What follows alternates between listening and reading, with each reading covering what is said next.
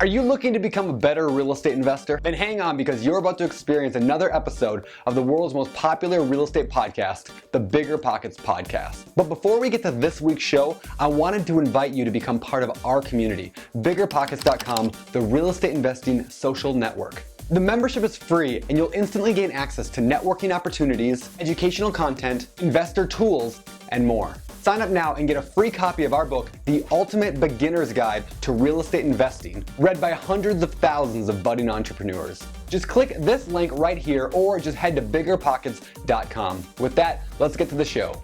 This is the BiggerPockets Podcast, show 128. You're listening to BiggerPockets Radio, simplifying real estate for investors large and small. If you're here looking to learn about real estate investing without all the hype, you're in the right place.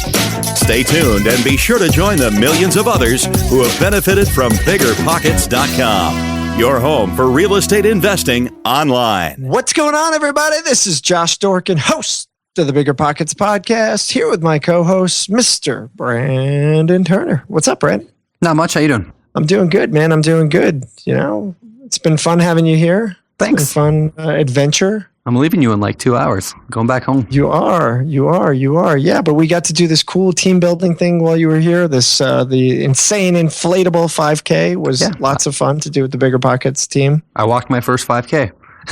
You kind of had to walk because we're going through these mud fields. I mean, you couldn't really run or you would have been on your face the whole time. It was cool though. Yeah, for people that don't know it, the inflatable 5K is an actual like 5K race-ish.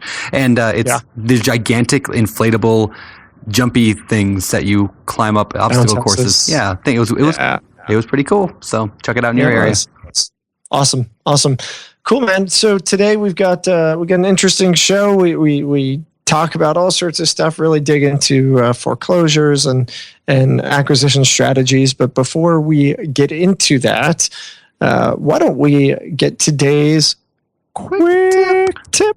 All right, today's quick tip is there is currently a sale running on the book on flipping houses and the book on investing in real estate with no loan money down. 10% off right now when you do BiggerPockets.com/store and the code SHOW128. Show 128. Nice. One word, like SHOW 128, no spaces. When does that expire? That's 10% off and expires in 1 week from the day this comes out. So this comes out on the 25th. It expires on July 2nd. So if you want to get 10% off either of those books on BiggerPockets, not on Amazon, do it right now. So yeah, anyway, to pick those up, just go to BiggerPockets.com/store. Again, that code is SHOW128. There you go. Excellent. Quick tip. Cool. All right. That was quick and quick on your toes, Brandon. Nice one. All right, guys. This is show 128. Thank you, everybody, for the ratings and reviews you guys have been leaving us. They're awesome. You know, today I'm going to read a couple really quick ones. Bill Horton, great podcast with great info. Looking forward to many more. Thank you, Bill. Thanks, Bill. JW Haas says the podcast is great, just like the website. These guys are interested in helping people learn without trying to sell something. Highly recommended. Thank you, JW Haas. And this last one, somebody was going to give us 5 stars, but gave us 3 because of our stupid jokes. And you know what? We actually get that as feedback from time to time. But guess what, guys? We're going to give you the show that we want to give you. Brandon and I are being real. We are who we are. We're not trying to come up with stupid jokes. We are just stupid people. I try. And so, okay, maybe he tries. But this is who we are. I can't tell what you get, and don't do that one. So you get what you get, and we're going to be us. We're going to be real, and we're not going to, put on errors to kind of produce the perfect show for you. Because frankly, that's not who we are. That's not what we want to do. And hopefully you respect us for that. If you don't, maybe you won't tune in. Give us a 3-star rating. At least give us a rating. Well, they give us 3-star rating. Yeah, give us. I don't care. Go give us a rating, even if it's 3. Yeah. If you don't Get out there, help us out. Leave us a rating, and just make sure in your feedback you talk about Brandon's stupid jokes and not mine, because mine are pretty bad as well sometimes. Anyway, with that, let's get to this. Today's show is with Anca Rader. She's been a buy and hold investor focused on single family and small multifamily. It sounds like, and we'll find out a little bit more as we get into this, Anca's got some cool strategies for acquisition, really with a focus, it seems, on foreclosures. And so let's find out more about that and get into the show. All right, guys, she's officially my newest, most favorite guest, thanks to the snarky comment she just threw at Brandon. But let's bring her on. Anca Rader, welcome to the show. It's good to have you here.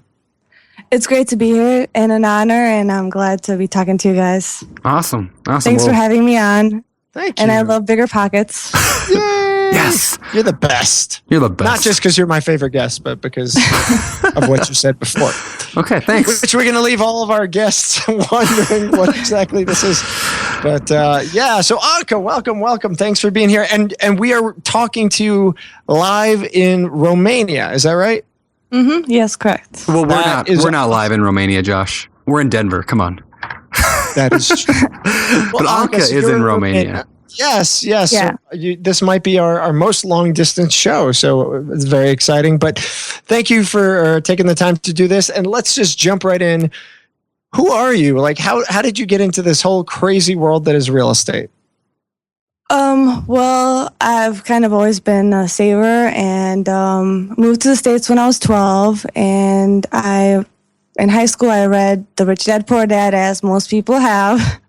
Nice. I wonder what percentage of your listeners have actually read that book, and that's how they got started. I know. We should do a poll someday. You should do it, yeah. Yeah. And by the way, you said you moved to the States. Presumably, you're talking about moving to the States from Romania as well, yes? Yes, correct. Okay, great. Yeah, so I moved from Romania when I was 12.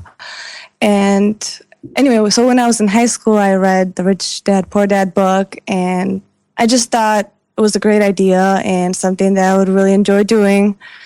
So I kind of kept that in the back of my head and then went to college, went to grad school, figure out how to get into real estate and get a job.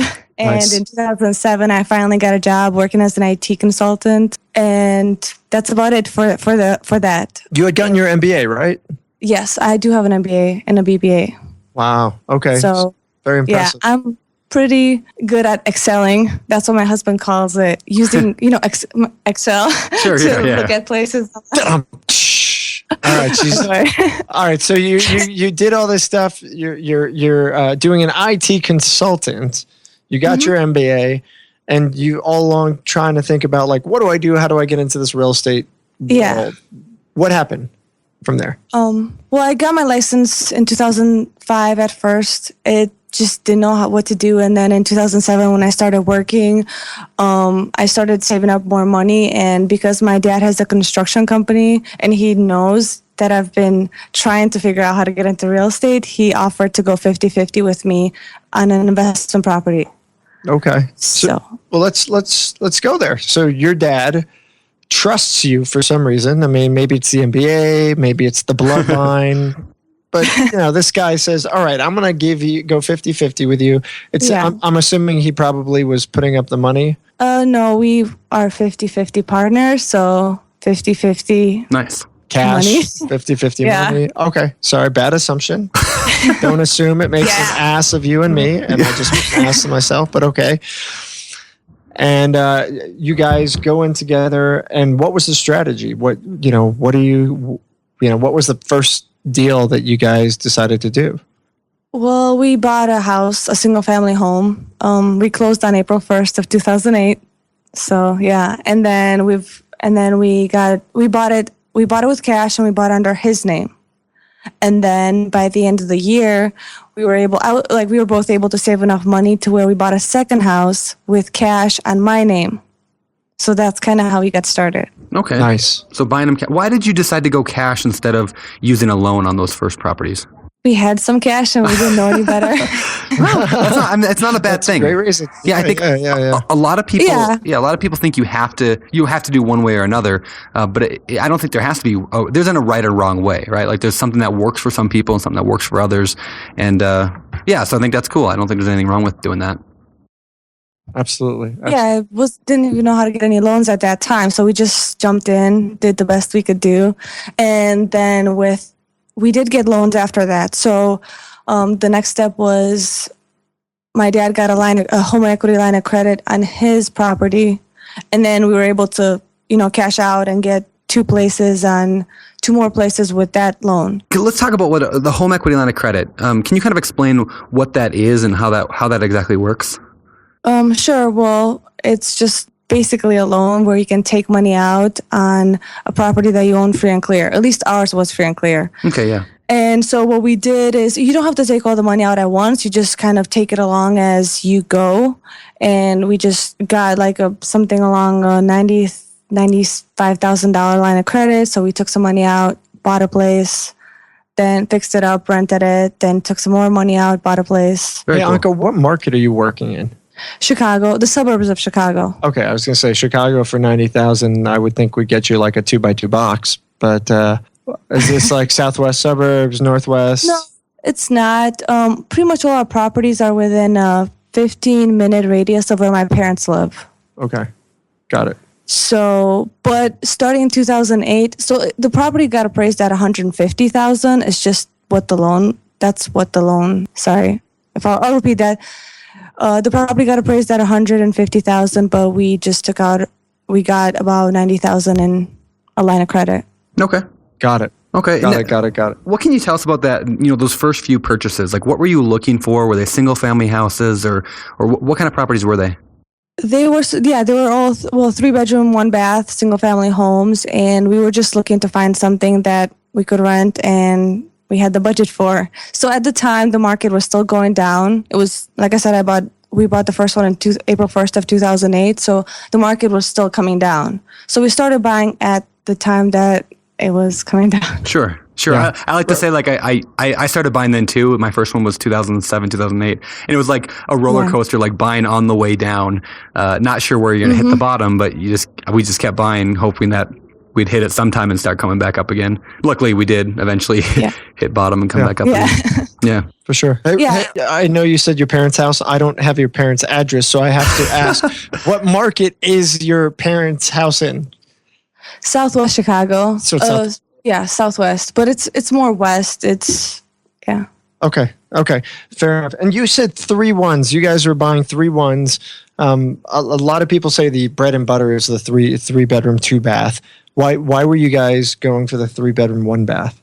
At first, it's just what was affordable. They were all foreclosures, and we were just starting to learn the real estate game. Got it. Sure. So foreclosures, how are you buying them? Were you finding them on the MLS? Were these REOs? Were you getting them at auction? How are you acquiring these? MLS. So we've been mainly buying MLS. Since then, I've bought some places at a live auction, online auction, short sales, but mainly MLS. Okay, and those are REO foreclosures, correct? Correct. Okay, and so for those people who don't know what an REO foreclosure is, you're talking about a property that's been taken back by the bank, and when they do, they clear all the liens. So it's you pick up that property. There's no liens attached to it. It's definitively less risky than an auction property that may have liens on it, but that's kind of the advantage of an REO, and so. These first properties that you acquired, did you know that? I mean, were you buying the REOs just because they were foreclosures? Were you buying them because you didn't know any better? I mean, what was kind of the We were buying them because they were the cheapest properties around. Okay. So yeah. At the end of the day, you were looking for cheap. And did you have any kind of idea on returns, or again, you're like, I want to buy the cheapest property I could buy, and we'll figure the rest out later? Yeah, at the beginning, I tried to run the numbers, but there wasn't really much, like that many resources. At least I didn't see BiggerPockets at the time. Sure. So pretty much after we bought the first place, I started running the numbers. So I came up with my own Excel after we bought our first place. Got it. Sure. Got it. Okay, cool. Go ahead. Can I ask, like, what kind of advice do you have for other people who might be listening, who are just starting out, maybe want to buy their first property? Like, what did you learn during that process that you can help other people with? I've learned a lot during that first process, but what I would recommend for people that are starting out is what you've said too, is go more of the hack your housing route and buy a place where they could live in. Yeah. Now, I lived in the city, and so I was renting while I was buying investment property, because I wanted to live downtown. I wanted to live in the city, but things were too expensive in the city. That being said, if people can live in the suburbs or somewhere where it's I was going to say more affordable. Yeah. Okay, If they live in a more affordable area, then just buy a duplex or a 4-flat. So, I did that with my husband's first loan. We got an FHA 203K, a 4-flat, and we bought it to live in. Hey, can you talk about that a little bit? The 203K loan. What exactly is it? How does it work? And why is that an advantageous type of loan for an investor? 203K loan is where you also get extra money to fix up the place. So it's advantageous because, for example, with the FHA 203K loan, we put 3.5% down, which I actually recommend, knowing better now, putting 5% down. But we put 3.5% down, and then we got $35,000 on top of that of the original loan to fix up the place. Why 5 versus 3%? The rules changed pretty much the week that we closed on our deal, on our place, but now if you put only 3.5% down, you can never get rid of your PMI. Interesting. So even if so it's more of a 30-year commitment in terms of the PMI payments. Unless you like refinance into a whole new loan, right? Yeah, but the interest rate is so low that I doubt by the time that happens that it'll be just as low. So it might just be worth keeping it as is and paying the rate.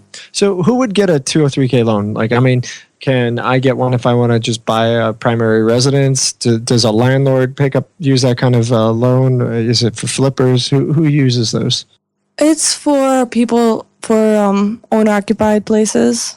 So I got because I had already had a lot of experience in investing. But more as an investor, I never lived in any of my investments. I got this with my husband's loan, which is a tip that I would also recommend is, I don't know if many people know, I think it was mentioned for, as a couple, you can get 4 loans, but if you get them separately as individuals, even if you're married, you can get 8 separate loans. Yeah. So anyway, I already had 4 loans, and I got my husband to get his first loan like that with a FHA 203K, and it's for owner-occupied places. It's not for investors, as far as I know. So just to clarify that, so people, in case they don't know what you mean by 4 loans, so Fannie Mae, which is the largest buyer of mortgages in the country, like most of the loans that people go out and take come from Fannie Mae. They end up anyway. So Fannie Mae makes people fit inside this perfect box of you have to fit this, this, this, this, and this. And one of Fannie Mae's requirements is we only want you to have 4 loans on your credit report. Anything more than that, we're going to be angry. And now Fannie Mae or Freddie Mac, the other large buyer, will sometimes let you go up to 10 if it's the right bank and the right situation. But either way, you're capped at those for having them on your, on your credit thing. So what you're talking about is that the marriage game. I played it as well. I love that, right? Like the rule is you can only have 4 on your thing. So yeah, my wife has a few properties in her name. I have a few in my name, and we've played that game as well. And there's nothing wrong about it. It just you have to fit within their rules, and that's part of the game. We have to play to fit there. So anyway, I think that's awesome. And I'm also a huge advocate of the 203K loan. In fact, can I plug here? Anca, can I plug on your show my book? I'm going to plug. You want to hear it? Go ahead. Here it goes. All of chapter 2. All of chapter 2 is about house hacking and including a huge section on the 203K loan. So if people want to pick up that book, BiggerPockets.com/ no money. Yeah. BiggerPockets.com/no money. And all of chapter 2 is about house hacking, including a bunch on the 203K. So very cool. Which, by the way, as we're recording this, I just have to add this. You want to brag about me? It is officially the number 1 book in the real estate category on Amazon right now as we're speaking, which we've never had happen before. Yeah. And so congratulations to Brandon for being the number 1, absolutely official number 1 best-selling author in the real estate category on Amazon. Hey, that may change in 2 months. That is pretty awesome. And here's what we're going to do to celebrate. We've never done this before. To encourage people to comment on the show notes on this, we're going to give away 2 physical books mailed to your house of the book on investing in real estate with no money down to somebody who comments in the 2 different people can win in the comment section. So we're going to have Anca pick the best comment. We'll get 7 days maybe, and then the 2 best comments that Can I comment? You can comment as well. And if you pick your own, that's cheating. But Anca's you could get that. Yeah. Do that at biggerpockets.com/show128. That's biggerpockets.com/show128. Leave a comment, and you'll get a chance to win one of the 2 books of Brandon's what is it called, Brandon? A book on investing in real estate with no and low money down. Low money down. There you go. Best book ever written on humankind. All right, moving on. Let's see. So you did the 203K. You bought a 4 flat. Is that correct? You said, or a 4-plex if you're in the rest of the U.S., not in Chicago. Which is funny. Chicago calls them flats. I've argued this before. I've complained about this before. But you're the only place in the country that say flat. Yeah, 4 units. What the rest of us say, but the rest of the world, I don't know. Okay. Anyway, so you did that. How many total properties do you have, or have you invested in now? Like overall? 33 at the moment. And Nice. I have offers on 3. So are you guys holding the 33 properties right now? Mm-hmm. Still you and your dad? So, okay. I'm a little younger and a little more aggressive than my dad. So I have basically 3 different companies. One with my dad and I 50-50, one with just by myself, and one with my husband now. Wow. Okay, very cool. And so are you primarily, I mean, this is what you do for a living now, right? You buy rental properties, you hold on to them, and you take the cash flow and are expanding that business, or are you working while you're doing all this? I've had a full-time job until March of this year. Okay. So I've been had a full-time job during the whole time that I was investing, and I didn't want to quit my job until I pretty much replaced my job from passive income and real estate. Got it. And How long did that take? 7 years.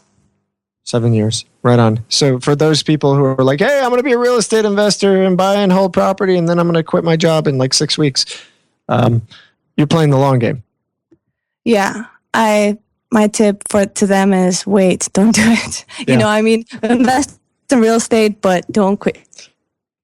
Keep your day job. And why should they do that? I mean, why keep your day job? What advantages did you find that having the day job gave to you? Just being able to leverage. I could not have leveraged if I would not have kept my day job. So I just made enough income from my regular job to where I was still, regardless of what happened with the properties, I was still a good bet. And once I got to the point where I didn't really need my job anymore, the business was making money and was supporting itself, then I started feeling comfortable with quitting my job. I still didn't quit for 6+ months after that. Got it. So now that you've quit your job, and I'm assuming has your husband quit his job as well? Yes, temporarily. He's here with me. My grandparents raised me, so I took the time off as soon as I had some freedom to spend some time with them. I love that. That's cool. So that's why I'm in Romania. Okay, yes. Nice. So I love the fact that you because people work so hard to achieve their goals with real estate. I love the fact that you after you achieved that goal of quitting your job, you went and traveled the world, or at least went and traveled back home to your I don't know, native land. Is that the word? I think that's awesome. I love that. Yeah. And we've been traveling too. My husband's bike is here, his motorcycle. So we've been riding around. We went to Moldova. We went to Ukraine, Transnistria. These are all places in a land called Europe. To all the Americans listening who don't know anything about what you're talking about, because we're very, very much self-centered people here in America, which we shouldn't be, but we are. That's very cool. So you actually took a motorcycle. Cool. You guys did like a motorcycle trip around Europe. That's so cool. Eastern Europe. That's so cool. Yeah. Well, my husband did a motorcycle trip from South Africa to Norway a couple of years ago. Wow. Whoa. That's awesome. So, and he left his bike here. So, at my grandparents' house. So the bike was already here. So why not? That's great. Nice. That's very cool. All right. So let's talk more about your business. Let's rewind a little bit. You said 30 something units. The first bunch you did on your own. You've got partnerships. I mean, what happens? To those people who don't know, what happens when you hit your 4 limit and your husband hits his 4 limit, and now where do you go? Your dad hits his 4 unit. How do you move forward? Get into commercial loans. So that's what I ended up doing. And for, I guess a tip would be for people to look at small local banks for loans. It took me a while to figure that out. So what I ended up doing and how I found the 2 banks that I work with in Chicago is there's Crane's list of top 100 local banks.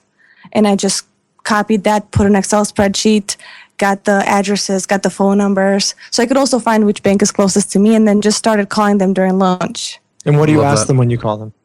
I asked to speak with a commercial banker, and then I ask if they offer commercial loans on residential property, and if they do, what type of loans. Because I don't just want to get a loan, I want to get the best option possible, but also get a bank that's close to around where we live. Nice. Around where my dad lives. And what does the best option possible mean? I'm sorry. Like, is that just interest rate, or are you looking for anything else beyond that? Interest rate and also the term of the loan. So there's different banks do, like, let's say amortized over 20 years, but then it balloons over 5 years, or maybe it's fixed for 15 years or that kind of stuff. So because I'm pretty risk adverse for a real estate investor, I try to find a bank that not only gives me a good rate, but also gives me a longer term on the loan. You know, I just want to point out what you did that I think is so awesome that I think our listeners should do. If you guys are struggling to get a loan or you're having trouble, that is so cool. You went and got a list of 100 banks, wrote down their phone numbers for everyone, and called everyone. Or you just started making phone calls. That is such an action step that people are like, I don't know what to do. I can't get a loan. And then they go and play their video games or watch TV, right? That's so cool. I don't know. So that's a just tip for people. If they're struggling to get loans, just do what you did there. And I think that's awesome and that you found that. So what kind of, maybe you kind of said this, but what kind of terms are you actually getting? Are you getting 15-year? Are you getting, a 5-year balloon payment? What kind of things are you seeing? Well, I'm using 2 different banks, but the one that I got the better terms that I liked and I like to work with is 20-year AM, but then a 7-year fixed rate. Okay. That's so not bad. I thought that was a pretty good deal. Yeah. Yeah. And are you, with a 20-year AM or, so for people who don't know, the loan is spread out over 20 years. A lot of times residential spread out over 30. So with a 20, you're probably seeing less cash flow because your payment is a lot higher. Is that what you are noticing? Are you still seeing cash flow anyway? Or are you in this more for appreciation or loan pay down now? I'm mainly a cash flow investor. But still, the older places, minus the first one we bought, cash flow pretty well. Okay. Wow. That's great. Can we talk about that? Yeah. I'd love to hear kind of typical numbers or an example of one of the properties that, is your kind of average, cookie cutter, Anca rater investment property. So, can you potentially pick one out and tell us about it? Sure. I'll speak about one of my favorites. Well, we have 3 of those, but it's a 4-flat. So they're 4 flats. What I like to do rather than flipping is what I call flip to myself, which is buy a place, like a foreclosure, fix it up, rehab it, rent it out, then get a loan on it, then get it appraised, then get a loan on it. So that's kind of what I've been doing. And one example is, like I said, a 4-flat, which we bought for $85,000 and we put $20,000 in repairs. Now the $85,000, it was in pretty rough shape. When we went in to look at it, there was ice on the floor in the bedroom and ice on the wall. Nice. Ice. Where Brandon's got this mystery where he's got a water spot in one of his apartments in the middle of the floor, and nobody has figured out where this is coming from. Where, pray tell, is the ice coming from? Well, it was winter. The pipes burst, and the water was still on. I guess it wasn't winterized, and there was a sheet of ice on the wall, and so you could pretty much skate on the floor. That's awesome. That's pretty great. All right, so I was gonna say the strategy you're talking about is something I like to call the BRRRR strategy. I made that up a few months ago, BRRRR, which is the buy, rehab, rent, refinance, repeat. And basically it sounds like what you're doing. You bought it, you fixed it up, you rehabbed it, and then you rented it out, and then you got to get a loan on it and get all your money back or most of your money back or whatever, and then go and do it again. It's just a really solid thing. I did a webinar on it back, a month ago, and we have a pro replay room that pro members can go and watch all the old webinars. So if you're a pro member, biggerpockets.com/pro replay, go look for the webinar. It's an hour and 20 minutes on how to invest in fixer upper rentals using the BRRRR strategy. So anyway, just thought if you are a pro member, go check that out today. It's pretty cool. So where do you want to go? Josh, where do you want to go from I here? want to talk more about the numbers. So, you say cash flow, you get a 20-year, AM on this. you paid, what'd you say, 85 to put 20 in? 85. But no, 40K in repairs. Now, my dad's guys do the rehab, so it's probably a little cheaper than if you outsource the work, so to speak. So we're pretty much a total of 125K in. It got appraised at 180, so we basically got a 130K loan on it. Yep. So we got in. We were 25% equity plus. We got $5,000 extra dollars, but of course we're actually using that to reinvest in other property. And the place is rented for $850 for apartment, so that's $3,500 a month. Wow. Oh, it's $850 per apartment for 4. Wow. Wow. Those are some incredible cash flow. Yeah, I'm going to move my investing there. Were those like incredible deals, or are those fairly common, or are those getting harder to find, I'm assuming? They're not that common, but I check MLS 24. Like, I check it pretty much every other minute. Okay, not really that often. I check it pretty often though. Like before I go to bed. And that was an REO MLS deal on the wow. Yes, but what I typically do is, even though I have my license, I've had my real estate license for a year. What I typically do is call the selling agent, have them show me the place, and give them the commission. Yep. That way, they're more likely to have me buy the place. Yeah, that's an amazing tip, and that I think somebody said that a long time ago, but we'll just repeat it here. Yeah, that idea. If you are an agent, or even if you're not an agent, if you work with the selling agent, they get double the commission. They have double the incentive to sell it to you. And of course, technically, an agent isn't supposed to steer one buyer or the seller to accept one buyer versus another. But we all know it. I mean, these are people, and so if an agent's got 2 deals on their desk and one is going to give them double the commission, naturally they're going to be a little more inclined to hurry up and get that offer submitted, and all those things that maybe are I don't know if that's illegal or not, but they do it. Like, it's common. No, I mean, you're allowed to double book a property, but you're definitely not supposed to steer.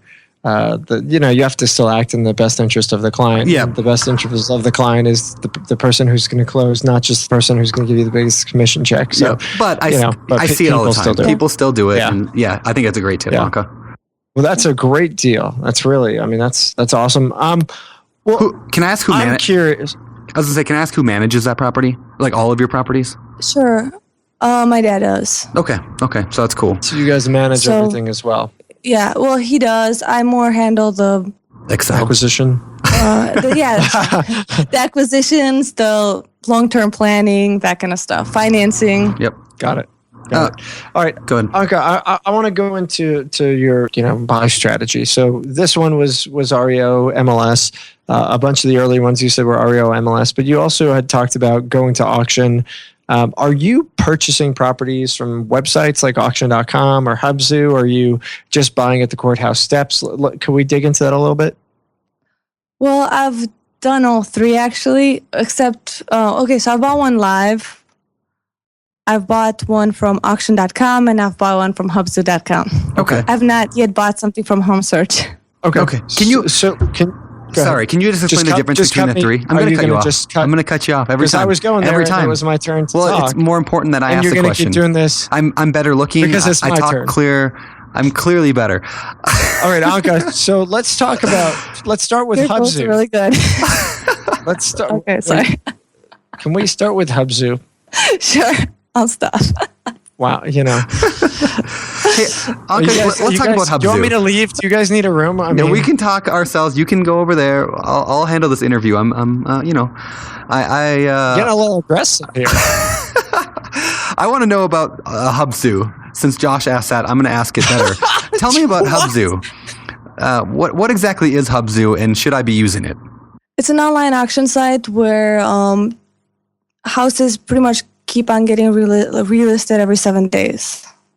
So let's say, for example, at least for the ones that I keep an eye on, the house that we ended up buying and we closed on in February, I was keeping an eye out on the house since pretty much June or July of last year. So the price kept on changing, kept on going back up, down. It's like at the time when it was first at auction, it just wasn't low. low enough to where it was worth buying. But yeah. So are So people... explain that to me, Sorry. because you said it goes up, it goes down. This thing goes on the market. It goes to Maybe I should Hubzu. repeat that. That's okay. It goes to Hubzu. We're going to keep talking here. Goes to Hubzu. All right. This thing goes lists. Yeah. Is there a reserve or is there no reserve? There is a reserve. Okay, so there's a reserve. So say a property goes on the market, the reserve price is say $100,000. Nobody bids $100,000, so it doesn't sell. How I don't really understand somebody raising the price at that point, or a website raising the price. I mean, is that typical? Well, the price changes. I mean, they relist it every 7 days, even if nobody bids on it. Why do they really? So- I guess I'd have to get the guy from Hubzu over here to talk about that. Actually, wouldn't be a bad I just idea, know how it works. Sure. So So it gets relisted every 7 days. Interesting. Yeah, I need to look into that more, because I know that some properties in my areas have been listed on Hubzu, and I'd never bother to even hardly pursue them, because I've never done it, and it scares me, and I'm afraid, and sometimes I cry, and so I'm not going to do it. It was a pretty good experience. I've bid on Hubzu places more than once. It's just that I only got one out of the several ones that I bid on. Okay. And it's because sometimes, even though there is a reserve, and even if, let's say, you have the highest bid at the end of the auction, they might still come back to you. The bank, even depending on what the reserve is, they might come back to you and counter. And maybe the counter is too high, and then you might not want to take the place. So can you look at these properties? Can you visit them? Can you walk in, or are you bidding sight unseen? You can look at them. I do have my license, so I can just get the code right on the site. You just click on the view code link. And for somebody who does not have a license? They can have an agent show them the places. Okay. That's good to know. So it's not like, the courthouse steps where, you may not have a chance to see these properties before you're bidding on them. Correct. Okay, cool. So that's Hubzu. I'm looking at it right now. You just, you've got time, you've got bid, it gives you kind of basic details. You could click the view detail link here, and it's got pictures and MLS ID. So these are properties that are actually listed on the MLS. Most of the time. I've noticed that some of them are not listed on the MLS. They're just on Hubzu. Got it. Okay. It probably depends on the agent. Makes sense. What about auction.com? Is it similar? No, it's not similar. Okay. And they typically just have the price keep on going up and up and up, to where with Hubzu, you just bid. And if nobody bids, nothing happens. But with auction.com, it seems that the price goes up whether or not somebody bids on the place. Interesting. To meet the minimum reserve, potentially. For example, we actually bought a house that was at auction.com. I kept an eye on it. It went up to $100,000, and it said that it sold, or it went up to $100,000. But several months later, I saw it on the market on the MLS for $69,000. Really? And bought it for $68,000. That's funny. So maybe they listed it on there, and I've heard complaints about like certain auction sites like bidding automatically that may not have actually been a bid. I don't remember what auction sites they were, but certain ones say that those are phantom bids that the company just does. I don't know if that was the case or not, but yeah, interesting. Yeah, that's what seemed to be the case, because I've been also keeping an eye on auction.com just to see how the system works. Sure. So I did buy a place on auction.com, and that's just like it just kept on bidding every even maybe $100 increments, and then I ended up getting the place. But yeah, cool. Right on. And have you? Let's jump lastly to the courthouse steps. You said you've purchased from the courthouse steps. Yes. Okay. Well, courthouse steps, as in the judicial sales group. Okay, got it. And so how what did was that that like? Tell us the experience. Okay. There's just an office in Chicago, and it's the Judicial Sales Corporation. And we went in. You had to go there 30 minutes ahead of time, sign up, have your cash. You have to have enough to at least 25% of what the price of the property, what the max is that you're willing to bid. And different properties came up for sale, and they started with the bank minimum bid. And people either bid and raised the price, or if not, the bank got them. And with the property that we got, there were a couple of bidders, so we went several thousand, maybe about 15,000 over the original bank asking price or minimum bid. So when they say cash, do you literally have to show up with a pile of actual hard cash currency, $50 bills, $100 bills, or is it like a cashier's check? It's a cashier's check. Okay. So you have to. You might want to give them. You might want to get different increments of checks, just because if it's 25%, you might want to get 3 or 4 $5,000 checks or something like that to give them. But don't walk around with a stack of 20s, right? Don't. Correct. Okay. Gotcha. All right. So now on these properties, are you able to see them beforehand or not? You're not supposed to. But you can kind of... Meaning that there's ways to... But if there's a way to get in and you happen to see it, I would just call it doing your due diligence. Okay, Gotcha. So if the door is wide open and you're walking by and you happen to see, look in the front door while it's open, you can see some stuff about it. I gotcha. Okay. So what's the danger? I'm not going to comment at all. The danger is that you... Well, not the danger of walking in and getting shot by someone who's still living in their property, which they're usually vacant at that point. But what's the danger of buying it at an auction? I mean, what should people be worried about if they go to an auction to buy? They might not even know. For example, Chicago is really strict in terms of village requirements. So the specific house we bought needed $8,000 worth of work in terms of the water line. Okay, so there could be a lot of the danger is definitely in not knowing, what you're going to get. There's a lot of things that could be wrong or a lot of requirements that once you get in there, you have to bring it up to a certain code and you didn't know. And so there can definitely be some risk there. But, if more risk, more reward, I guess. Well, do you guys recommend auctions for new investors, or is it something that probably should be left for those people who've been in the biz, who kind of know a little better, who have the capacity to, yes, I'm spoon feeding the answer to you, who,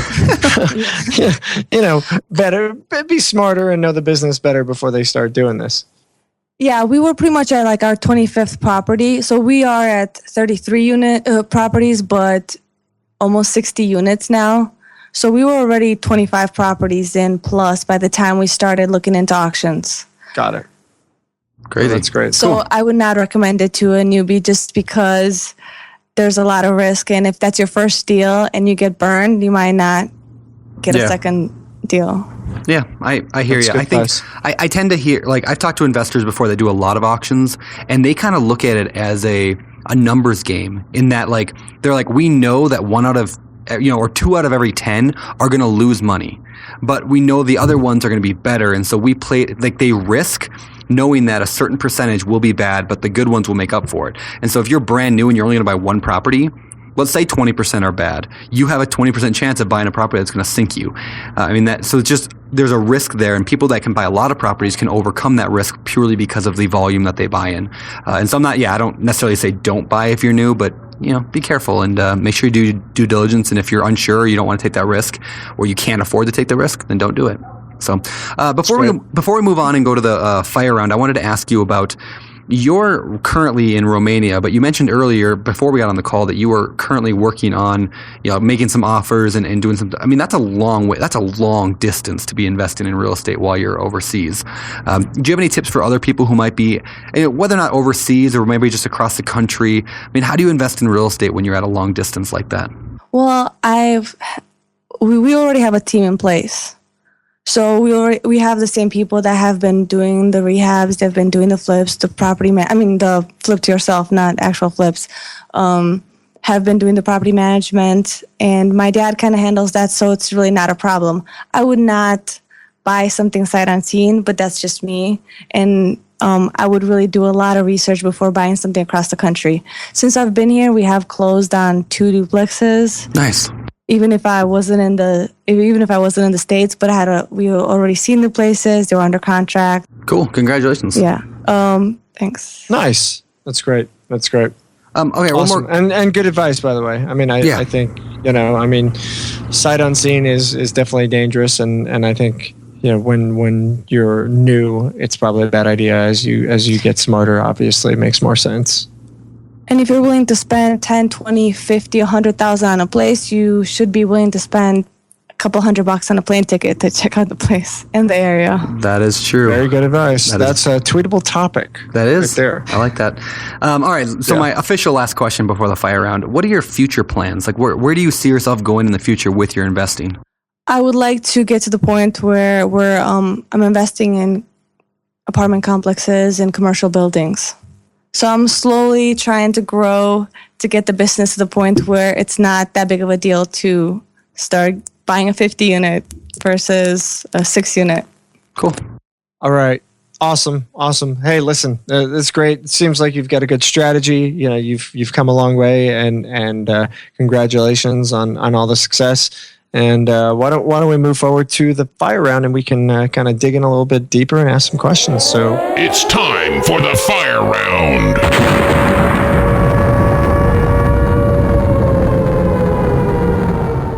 All right. Question number 1 of the fire round is, I'm going to, let's see, where is it? I just saw it. I just passed my real estate license exam. What's my next step? I'm an investor. I just passed my license. What's my next step? What should I do with my license now that I have it? You need to find a company to work for. Ideally, you would look for a real estate company that has other real estate agents that are investors.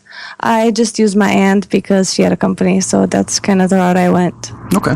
I like that tip, though, about looking for a company that has other people that are investors in that company. I think that's very, very smart. Nobody's ever said that, I don't think, on the show. So, yeah, very cool. We haven't heard that. And I think if your focus is going to be that, then you definitely want to do that. There's a whole lot of brokerages that know nothing. You know, I mean, the brokers don't know anything. The agents there know nothing. I mean, you want to be around people who know what they're doing as it pertains to investors. So great advice. Just as a tip, just because you have your license doesn't mean that you still cannot give the commission away. It might be helpful to still give the commission to the selling agent, even though you could get the commission in the long run. It might be worth it to give it away so you can have the place. I love that. Yeah. I almost feel like getting my license just for that reason. Like that, just for that alone, is being able to do that. I think that's great. So cool. All right. Next question, Josh. Right on. Next question. I'm looking to finance my first rental property. The owner is going to sell me at $35,000 if I can come up with the financing. What's the best way to finance rental properties? So forget the numbers. What's the best way to finance rental properties? If they have good credit and don't have any loans, I would say just go to a regular bank. But otherwise, if you have 4 loans or more, you should just try to get a commercial loan on it. That being said, $35,000 is kind of low to get a commercial loan. Yeah. You may have a hard time with a loan that's small, correct? Yeah. Yeah. So maybe I can ask you, what would you do in that case? $35,000 if you didn't have the cash. Do you have any good ideas? I might try to ask some friends or family potentially to begin with if I didn't have any cash and I didn't have a good credit. But what I would do nowadays is just get a couple of properties and get a bulk loan on it. Okay. Cool. Very cool. And that's one of the benefits of commercial loans, too, is that they can be a little more creative with that idea of let's package 2 or 3 properties together and loan on that. I mean, commercial is just so much more creative than residential loans. So another benefit. Next question is, do I have to have an LLC in order to get financing through a hard money lender or a private lender? Do I have to have an LLC? You don't have to have an LLC, but it would be helpful just in general for your protection. That being said, a hard money lender wouldn't necessarily care if it wasn't an LLC because you would still be held responsible for the loan anyway. Sure. And I know a lot of banks will give you a hard time over, a lot of banks won't lend to you if you're trying to buy it with an LLC. But hard money lenders generally are a little more willing to do LLC lending because, like you said, they understand that you're still responsible. They know how it works. They're investors themselves. They get it. I think your advice is spot on. Right on. Cool. All right, next question. This is directly from the forums. Actually, I saw it today, so I thought I'd ask it. It's, I made an offer on a fourplex. Now, how do I negotiate? So I guess, do you have any good tips on negotiating on multifamily properties? Have you ever done any negotiation with them? I typically just figure out what I want to pay for the property and kind of base my offer on that versus negotiating because sometimes it's listed for more than it's worth. Sometimes it's listed for less. So you just have to figure out what the property is worth. Yeah, that's actually kind of my strategy too. I figure out what it's worth and I offer that. And then they come back and they're like, they tried to negotiate. And I'm like the worst negotiator because I'm like, no, I did my numbers. I already gave you my best number. Like that's what I pay is what it's worth. And if they don't like it, It generally works well for me, yeah. Well, there you go. Yeah. So you just negotiated. Congratulations. Yeah, I guess. Yeah, that's my negotiation is take it or leave it. This is my best price. What do you want to do? So there you go. Sounds like you're kind of similar there, Anca. Cool. All right, well, let's move on, I guess, to our world famous Four. All right, the famous four. These are questions we ask every one of our guests, and so we're going to throw them at you right now. Number one, what is your favorite real estate related book? Well, I read and listen to a lot of books, and I try to think of a book that hasn't been mentioned and that I think is pretty cool. And it's Arnold Schwarzenegger's autobiography. It's Total Recall, My Unbelievably True Life Story. Very cool. I don't want to give too much away, but it does involve real estate. That's what I heard. It's a great book, and I think whoever reads it will be inspired to do more. Cool. Well, we've been trying to get Arnold for the podcast, and hopefully, if anyone's listening and is connected to Arnold and wants to put a good word in, we would certainly love to have Arnold come in and talk about his real estate background, because it sounds like that's one of those things that he was into before he became huge. And anyway, cool story, but. Awesome. Good books. Good suggestion. Let's go to business books. What's your favorite business book? Again, I'm trying to use one that hasn't been said. It's The Obstacle is the Way by Ryan Hill, and it just talks about in order to succeed, one needs to take action, to be persistent, to learn from their failures versus being defeated by it. Okay. So, cool. And I think those are some pretty good rules of thumb for any real estate investor and entrepreneur to live by. Very cool. Nice. I like it. Never heard of that one. That's great. Yeah. What about hobbies? What do you do for fun, Anca? Real estate. Yeah. Okay. There it is. And traveling the world. Yes. Motorcycling and when I'm not focused on real estate, I do like spending time with my family, traveling, reading, learning, and drawing. As some sort. Cool. You should draw a picture of Brandon. You should draw a picture of me. Okay. That'd be a pretty awesome picture. I'll tell you. Scary. Random story about a picture of me. So I was in a play, like a community theater, when I was a senior in high school.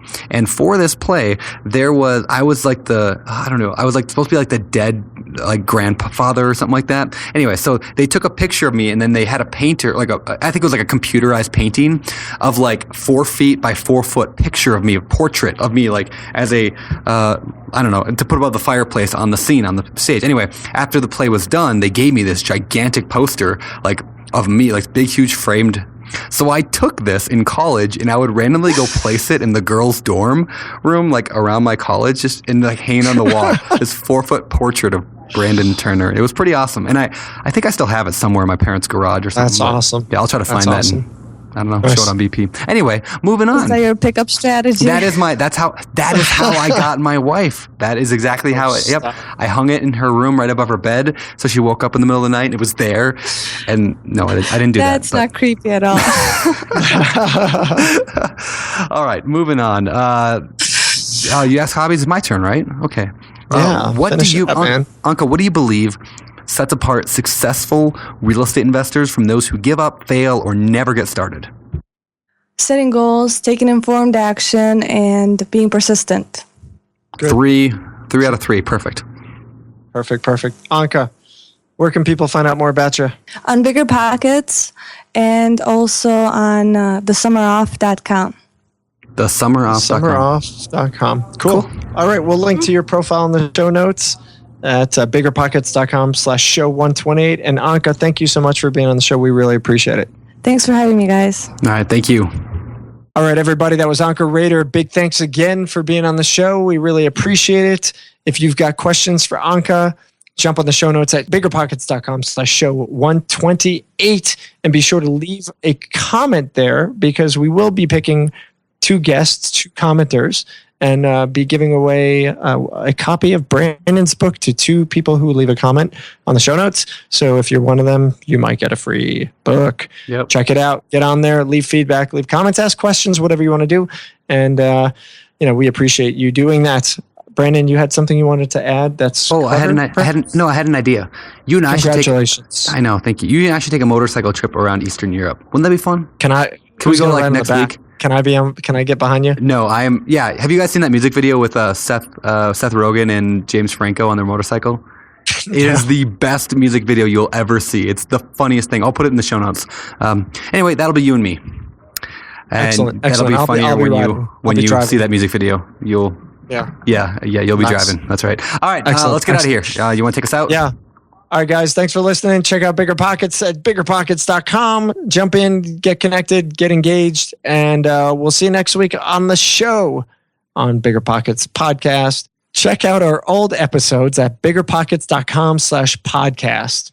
All right, guys. Thanks for listening. I'm Josh Dorkin, signing off. You're listening to Bigger Pockets Radio, simplifying real estate for investors large and small. If you're here looking to learn about real estate investing without all the hype, you're in the right place. Be sure to join the millions of others who have benefited from BiggerPockets.com, your home for real estate investing online. Check our Jesus Christ. We'll put this in the outtakes.